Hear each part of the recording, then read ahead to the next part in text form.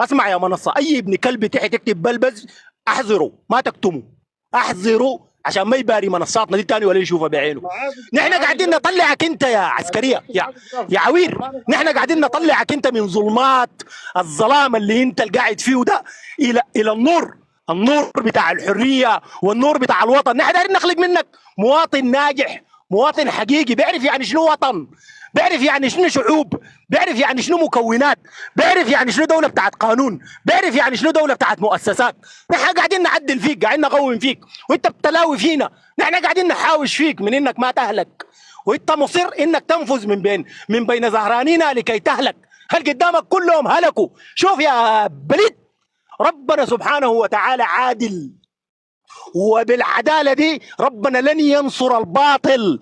وانتوا باطل، انتوا كذابين، قاعدين تتكلموا باسم الوطن وباسم المؤسسه العسكريه. والمؤسسه العسكريه في يوم من الايام كانت هي مؤسسه قوميه، او كانت هي بتدافع عن الوطن، او كانت بتدافع عن المواطنين. المؤسسه العسكريه ما نفسها اهلك واهل البرهان.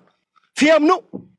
فيها من المؤسسه العسكريه. حتى اذا ما نادى منادي القتال الان في الحرب دي، برضه فاتوا ناس ثانيين في المؤسسه العسكريه جابوا اهلهم، وانتوا بيتوا تجيبوا اهلكم. فبالتالي انت بتجيب الوقاحه دي من وين عشان تجي تتكلم عن الوطن وعن قوميه القوات المسلحه وانت ما مقاتل فيها؟ انت ما مقاتل فيها، انت قاعد فيها فوق في الرتب العليا، علما بانه انت تعدادا في الدوله السودانيه دي لا تمثل اكثر من 1%. كثيره ذاتها بالنسبه لك، 1% ذاتك ما بتصلها. طيب كيف كده فهمني ليه؟ انت ربنا سبحانه وتعالى ميزك بشنو عن مكونات الشعب السوداني ده؟ هل انت اكثر علم؟ هل انت اكثر عددا؟ هل انت اكثر رجوله؟ هل انت اكثر شنو؟